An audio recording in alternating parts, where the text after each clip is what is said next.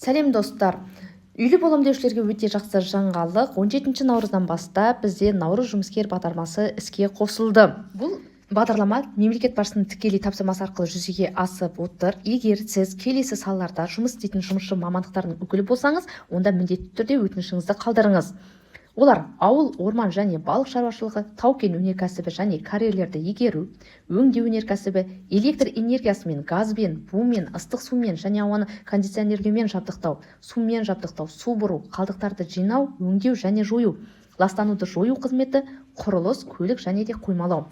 Онда сіз наурыз жұмыскер бағытына қатысуға құқыңыз бар. Өтінішті баспана маркет порталында қалдыра аласыздар.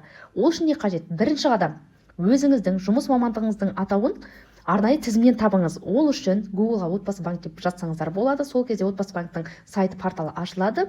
Бірден басты бетте наурыз жұмыскер бағдарламасы деп тұрады. Астына түсірсеңіздер, жұмыс мамандықтарының тізімін жүктеп қарап алсаңыздар болады. Бұл жерде көптеген мамандықтар жазылған, барлығын қарап шығып, сәйкес келсеңіз, міндетті түрде өтініш қалдырыңыз. Екіншісі қадам, жұмыс орнынан анықтама үлгісін жүктеп, жұмыс берушіге жүгініңіз. Анықтаманың арнайы шаблоны үлгісі бар. Міндетті түрде сол арқылы толтырылып, мекеменің басшысының мөрі қолы қойылуы қажет. Үшінші қадам, жұмыс беруші анықтаманы бермес бұрын ұйымды немесе компанияны, кәсіпорынды экономикалық қызмет түрлері тізімінен тексеруі қажет. Ол тізімдерде жаңағы жерде астында экономикалық қызмет түрлерінің жалпы жіктеуіші деп көрсетіліп тұр. Төртінші қадам, егер сіздің мамандығыңыз жұмыс мамандықтарының тізімінде, ал жұмыс орныңыз экономикалық қызмет түрлерінің жалпы жіктеуіші тізімінде болса, онда жұмыс беруші банктың үлгісі бойынша анықтаманы беруі қажет.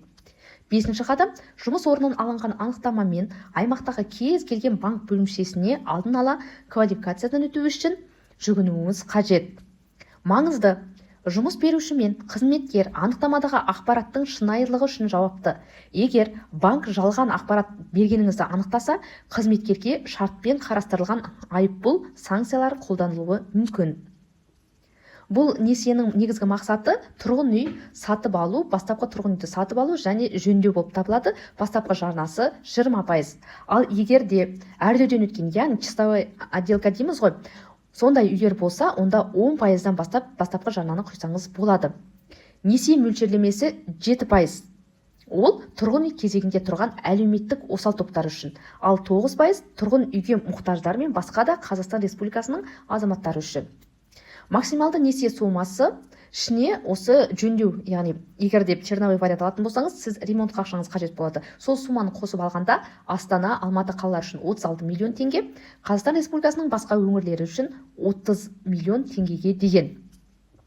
Жөндеу жұмыстарына арналған қосымша несие бастапқы тұрғын үйді таза әрлеуден өтпеген күйінде сатып алу кезінде ғана қолжетімді. Яғни сіз ремонтқа тек қана черновой варианттағы үй алсаңыз ғана ақша ала аласыз. Жөндеу сумасы тұрғын үй бағасының 20%-нан аспауы тиіс, бірақ жалпы несие сумасынан артық болуы керек. Несиенің мерзімі 19 жылды құрайды. Несие мөлшерлемесін төмендету, яғни несие сумасының 50%-ын жинағаннан кейін 3-5%-дан 5%-ға дейін төмендеу мүмкіндігі бар. Тұрғын үйді таңдау, жаңа айтқанымдай, баспана маркет порталынан таңдауға, брондауға және де сатып алуға болады. Баспана маркет порталына кірсеңіз, сол жерде осы бағдарламаға жарайтын барлық ЖК-лар, үйлер сол жерде көрсетіліп тұрады. Ал қатысушының депозитіне қоятын талаптар, ол минималды жинақ сумасы 2 миллион теңге болуы қажет. Кемінде 2 миллион теңге болмаған жағдайда өтінішіңіз қабылданбайды. Бұл суманы өтініш берген сәтте бір реттік төлеммен салуға болады. Яғни сіздің ешқандай жинағыңыз жоқ, алайда қатысар кезде бірден 2 миллионды құйып қатыса бересіздер. Тарифтік бағдарламалар олар табысты, сберегательный, арнау бағдарламалардан басқа барлық тарифтерге қолжетімді бола аласыздар. Басқа тұрғын үй бағдарламаларына қатыспауыңыз қажет. Кейін сатып алу құқығымен жалға беру және де наурыз бағдарламалары бар ғой, сол бағдарламаларға қатыспауыңыз қажет.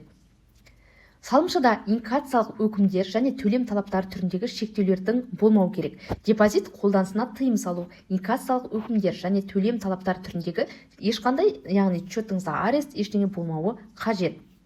Ал енді қатысушыларға қойылатын жалпы талаптарға келетін болсақ, Қазақстан Республикасы азаматы болуыңыз қажет, 18-63 жас аралығы, соңғы 6 айда ресми табыстың болуы, жалақы, кәсіпкерлік кіріс, қызмет көрсету шарттары, жәрдемақы, стипендия, тұрғын үй төлемдері барлығы жарай береді. Соңғы 3 айдағы табыс наурыз жұмыскер бағыты бойынша берілген анықтамада көрсетілген жұмыс орнынан болуы тиіс. Яғни сіз соңғы 3 айда сол жұмыс орнында жұмыс атқаруыңыз керек. Ал басқа мамандықтар болса, онда сіз автоматты түрде жарамайсыз. Соңғы 5 жылда өз атына тұрғын үй тіркелмеуі тиіс. Ешқандай атыңызда үй болмауы керек. Бір салымшы бағдарлама шеңберінде тұрғын үйді бір реттен артық сатып ала алмайды. Бағдарламаға жұбайыңыздың тек біреуі ғана қатысады. Қарыз алу және бағдарламаға қатысу туралы ақпаратты банктың ресми сайтында жариялауға келісім беруіңіз қажет. Ал енді сатып алынатын тұрғын үйге қойылатын талаптарға келетін болсақ, бастапқы тұрғын үй көп қабатты үйдегі пайдалануға берілген пәтер. Құрылысы жүріп жатқан тұрғын үй үлестік қатысу шартымен және тұрғын үй құрылысының бірыңғай операторының кепілдігімен. Екінші нарықтағы тұрғын үй тек моноқалаларда және ауылдық елді мекендерде жылына бөлінген қаражаттың 30%-нан аспайды. Яғни таратып айтатын болсақ, первичный үйлер ғана осы бағдарламаға жарамды болып табылады. Ал екінші нарықтағы үйлер, вторичка дейміз ғой, тек шағын моноқалаларда ғана алуға жарамды. Ал егер де қандай да бір себептермен банктік қарыз шарты бойынша міндеттемелерді орындамаған жағдайда банктың құқықтары қандай? Ол шарт талаптарына сәйкес тұрақсыздық айыбын салады, қарыз алушының банктік шоттарындағы ақшаны өндіріп алу мүмкін, коллекторлық агенттікке берешекті сотқа дейін өндіру, алу мен реттеу үшін тапсыру мүмкін, немесе қарыз алушыдан шарт бойынша берешекті өндіріп алу туралы өтінішпен сот органдарына жүгіну мүмкін. Яғни сіз ипотеканы рәсімдер кезде төлей алатыныңызға міндетті түрде сенімді болыңыз. Олай болмаған жағдайда сіздің шоттарыңызға санкция қойылады, немесе тұрғын үйіңізді сот арқылы қайтадан алып қоюы мүмкін.